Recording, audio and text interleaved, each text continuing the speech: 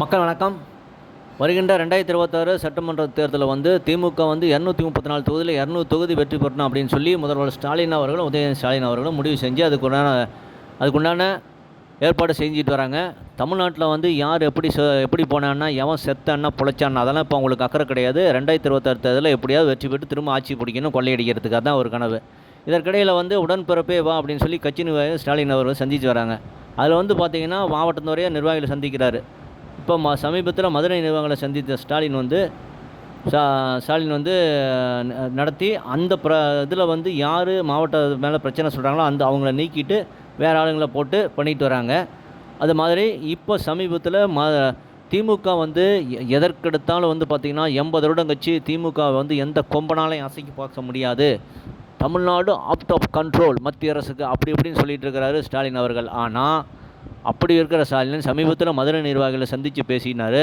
அப்போது மதுரை மற்றும் சிவகாசி நிர்வாகிகளில் என்ன சொல்லியிருக்காருன்னா, அவர் மற்ற கட்சியில் சுறுசுறுப்பாகவும் செல்வாக்கு மிக்க தலைவரை கூட்டிகிட்டு வாங்க, எப்படியா இழுத்துட்டு வாங்க அப்படின்னு சொல்லி கட்சி நிர்வாகிகிட்ட ஒரு அசைன்மெண்ட் கொடுத்துருக்காங்க. என்னமா அருமையான அசைன்மெண்ட் பாருங்கள். காக்கா படிக்க சொல்லியிருக்காரு முதல்வர் ஸ்டாலின் அவர்கள்.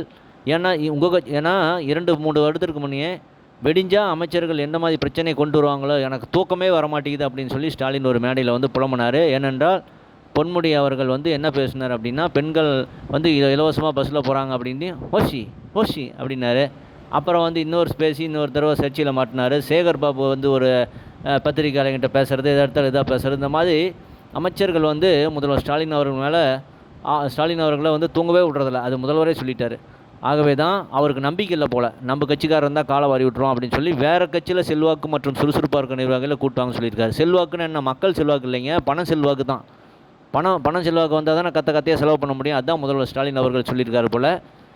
அதனால் சொந்த கட்சியில் ஆளை நம்ப முடியாத ஸ்டாலின் அவர்கள் மாற்று கட்சியில் இருக்கிற சுறுசுறுப்பாக கொண்டு வாங்கன்னு சொல்லியிருக்காரு. அப்படின்னா இதுதான் திமுகவின் இன்றைய நிலைமை. இது கண்டிப்பாக 2026 திமுகவுக்கு காலங்காலமாக ஓட்டு போட்டவங்க கூட போட மாட்டாங்க மக்கள் அப்படின்னு தான் மக்கள் சொல்லிக்கிட்டு இருக்காங்க. எல்லாருமே தபாக கட்சி கலைஞர்கள் போகிறாங்க. அதுதான் ஸ்டாலின் அவர்களுக்கு ஒரு கலக்கமாக இருக்குது.